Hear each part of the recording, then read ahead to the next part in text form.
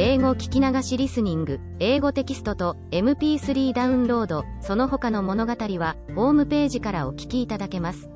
88thpp.com 88thpp.com Chapter 2. The author conducted by a Huanum to his house. The house described. The author's reception. The food of the Huanums. The author, in distress for want of meat, is at last relieved. His manner of feeding in this country. Having traveled about 3 miles, we came to a long kind of building, made of timber stuck in the ground, and wattled across. The roof was low and covered with straw. I now began to be a little comforted, and took out some toys, which travelers usually carry for presents to the savage Indians of America, and other parts, in hopes the people of the house would be thereby encouraged to receive me kindly.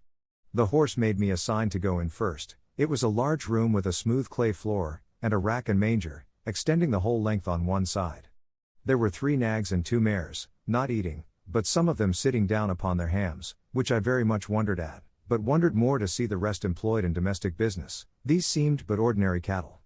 However, this confirmed my first opinion, that a people who could so far civilize brute animals, must needs excel in wisdom all the nations of the world. The grey came in just after, and thereby prevented any ill treatment which the others might have given me. He neighed to them several times in a style of authority, and received answers. Beyond this room there were 3 others, reaching the length of the house, to which you passed through 3 doors, opposite to each other, in the manner of a vista. We went through the second room towards the third. Here the grey walked in first, beckoning me to attend. I waited in the second room, and got ready my presents for the master and mistress of the house. They were 2 knives, 3 bracelets of false pearls, a small looking-glass, and a bead necklace.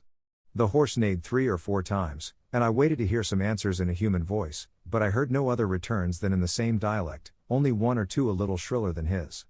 I began to think that this house must belong to some person of great note among them, because there appeared so much ceremony before I could gain admittance. But, that a man of quality should be served all by horses, was beyond my comprehension. I feared my brain was disturbed by my sufferings and misfortunes. I roused myself, and looked about me in the room where I was left alone. This was furnished like the first, only after a more elegant manner. I rubbed my eyes often, but the same object still occurred. I pinched my arms and sides to awake myself, hoping I might be in a dream. I then absolutely concluded, that all these appearances could be nothing else but necromancy and magic. But I had no time to pursue these reflections, for the grey horse came to the door, and made me a sign to follow him into the third room, where I saw a very comely mare, together with a colt and foal, sitting on their haunches upon mats of straw, not unartfully made, and perfectly neat and clean. The mare soon after my entrance rose from her mat, and coming up close, after having nicely observed my hands and face, gave me a most contemptuous look, and turning to the horse, I heard the word Yahoo often repeated betwixt them, the meaning of which word I could not then comprehend, although it was the first I had learned to pronounce. But I was soon better informed, to my everlasting mortification, for the horse, beckoning to me with his head, and repeating the Huan, as he did upon the road, which I understood was to attend him, led me out into a kind of court, where was another building, at some distance from the house. Here we entered, and I saw 3 of those detestable creatures, which I first met after my landing, feeding upon roots, and the flesh of some animals, which I afterwards found to be that of asses and dogs, and now and then a cow, dead by accident or disease.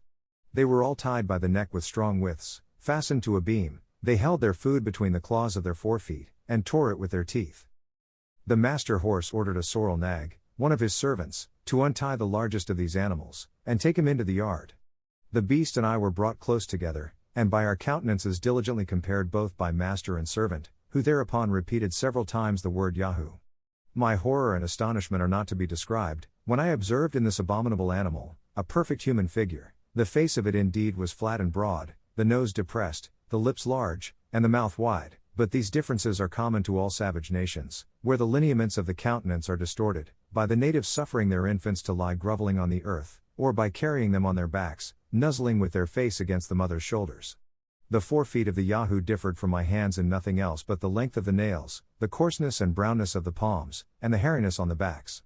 There was the same resemblance between our feet, with the same differences, which I knew very well, though the horses did not, because of my shoes and stockings, the same in every part of our bodies except as to hairiness and color, which I have already described. The great difficulty that seemed to stick with the two horses was to see the rest of my body so very different from that of a Yahoo, for which I was obliged to my clothes, whereof they had no conception. The sorrel nag offered me a root, which he held, after their manner, as we shall describe in its proper place, between his hoof and pastern. I took it in my hand, and, having smelt it, returned it to him again as civilly as I could. He brought out of the Yahoo's kennel a piece of ass's flesh, but it smelt so offensively that I turned from it with loathing. He then threw it to the Yahoo, by whom it was greedily devoured. He afterwards showed me a wisp of hay, and a fetlock full of oats, but I shook my head, to signify that neither of these were food for me. And indeed I now apprehended that I must absolutely starve, if I did not get to some of my own species, for as to those filthy Yahoos, although there were few greater lovers of mankind at that time than myself, yet I confess I never saw any sensitive being so detestable on all accounts, and the more I came near them the more hateful they grew, while I stayed in that country. This the master horse observed by my behavior, and therefore sent the Yahoo back to his kennel. He then put his forehoof to his mouth, at which I was much surprised, although he did it with ease, and with a motion that appeared perfectly natural, and made other signs, to know what I would eat, but I could not return him such an answer as he was able to apprehend, and if he had understood me, I did not see how it was possible to contrive any way for finding myself nourishment. While we were thus engaged, I observed a cow passing by, whereupon I pointed to her, and expressed a desire to go and milk her. This had its effect, for he led me back into the house, and ordered a mare servant to open a room, where a good store of milk lay in earthen and wooden vessels, after a very orderly and cleanly manner. She gave me a large bowlful, of which I drank very heartily, and found myself well refreshed. About noon, I saw coming towards the house a kind of vehicle drawn like a sledge by 4 Yahoos. There was in it an old steed, who seemed to be of quality. He alighted with his hind feet forward, having by accident got a hurt in his left forefoot. He came to dine with our horse, who received him with great civility. They dined in the best room, and had oats boiled in milk for the second course, which the old horse ate warm, but the rest cold. Their mangers were placed circular in the middle of the room, and divided into several partitions, round which they sat on their haunches, upon bosses of straw. In the middle was a large rack, with angles answering to every partition of the manger, so that each horse and mare ate their own hay, and their own mash of oats and milk, with much decency and regularity. The behavior of the young colt and foal appeared very modest, and that of the master and mistress extremely cheerful and complacent to their guest.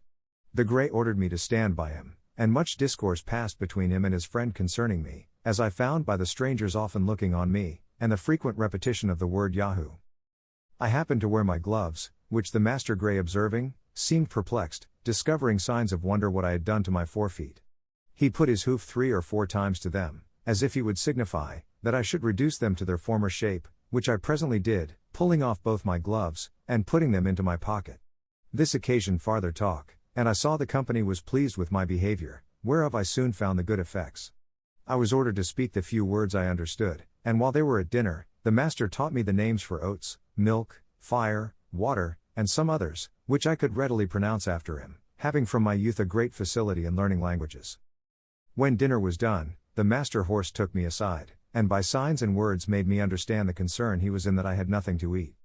Oats in their tongue are called lun. This word I pronounced 2 or 3 times, for although I had refused them at first, yet, upon second thoughts, I considered that I could contrive to make of them a kind of bread, which might be sufficient, with milk, to keep me alive, till I could make my escape to some other country, and to creatures of my own species. The horse immediately ordered a white mare servant of his family to bring me a good quantity of oats in a sort of wooden tray. These I heated before the fire, as well as I could, and rubbed them till the husks came off, which I made a shift to winnow from the grain. I ground and beat them between 2 stones, then took water, and made them into a paste or cake, which I toasted at the fire and eat warm with milk.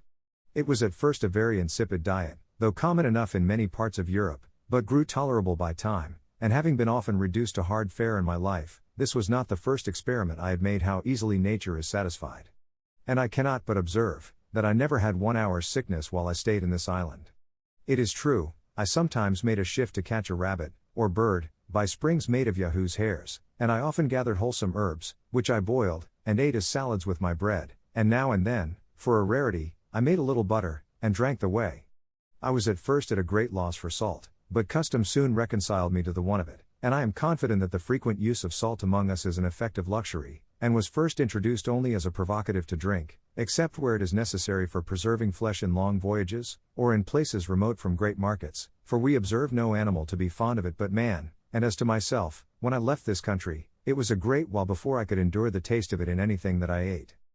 This is enough to say upon the subject of my diet, wherewith other travelers fill their books, as if the readers were personally concerned whether we fare well or ill. However, it was necessary to mention this matter, lest the world should think it impossible that I could find sustenance for 3 years in such a country, and among such inhabitants. When it grew towards evening, the master horse ordered a place for me to lodge in. It was but 6 yards from the house and separated from the stable of the Yahoos. Here I got some straw, and covering myself with my own clothes, slept very sound. But I was in a short time better accommodated, as the reader shall know hereafter, when I come to treat more particularly about my way of living. 英語聞き流しリスニング、英語テキストと MP3 ダウンロード、その他の物語は、ホームページからお聞きいただけます。88thpp.com 88thpp.com